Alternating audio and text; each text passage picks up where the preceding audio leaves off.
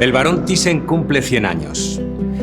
En 2021 hará un siglo que nació el fundador del Museo Thyssen-Bornemisza y comenzamos a celebrarlo este otoño con una gran exposición dedicada a la que fue su gran pasión moderna, el expresionismo alemán.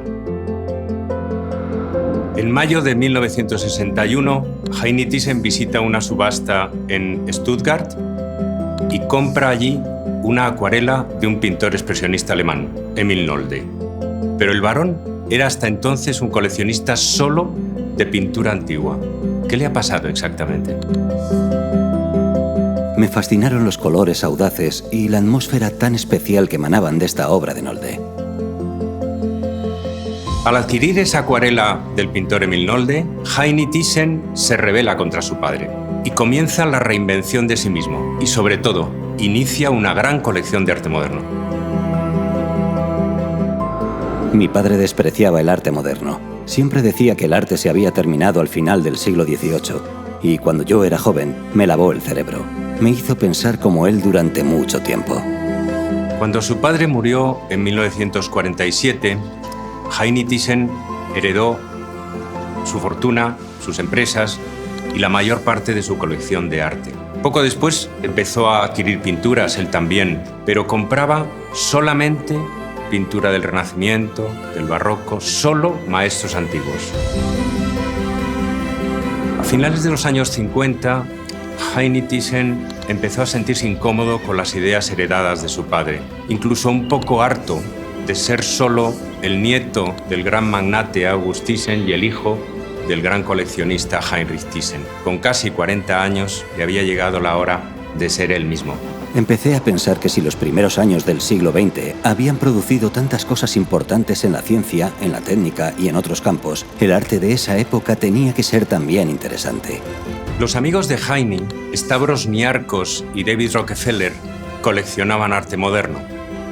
Y Heini quería ser como ellos, no quería ser como sus antepasados, un magnate nacionalista y conservador.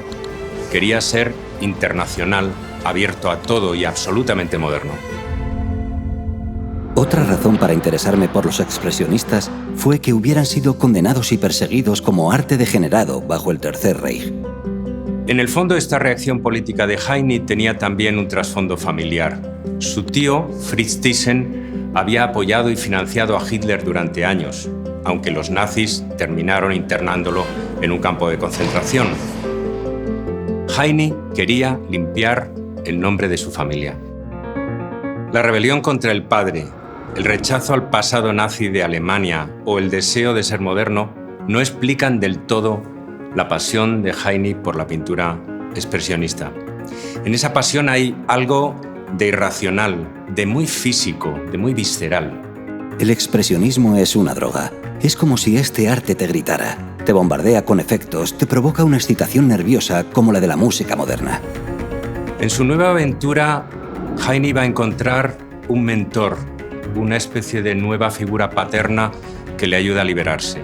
Roman Norbert Ketterer, subastador y galerista, que desde el final de la guerra ha trabajado con un enorme éxito recuperando el expresionismo alemán y sacándolo al mercado internacional.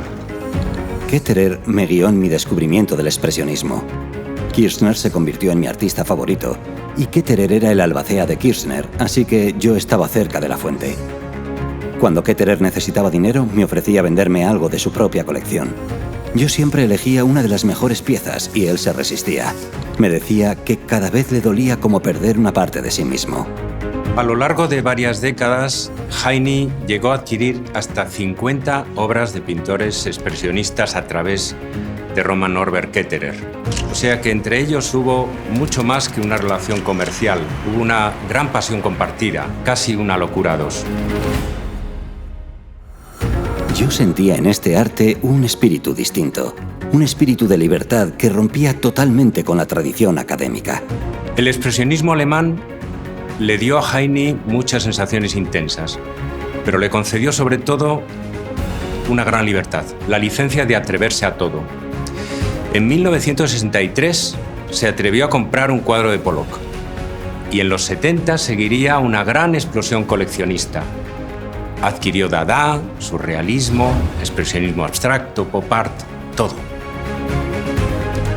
El expresionismo alemán fue para mí el punto de partida de mi colección de maestros del siglo XX, que al menos en términos de cantidad ha sobrepasado mi colección de maestros antiguos. El coleccionismo fue para Heine la manera de vivir en primera persona y hacer suya la historia del arte. Hoy, gracias a él, esa historia del arte pertenece a todos y podemos vivirla en el Museo Thyssen, el museo de todos.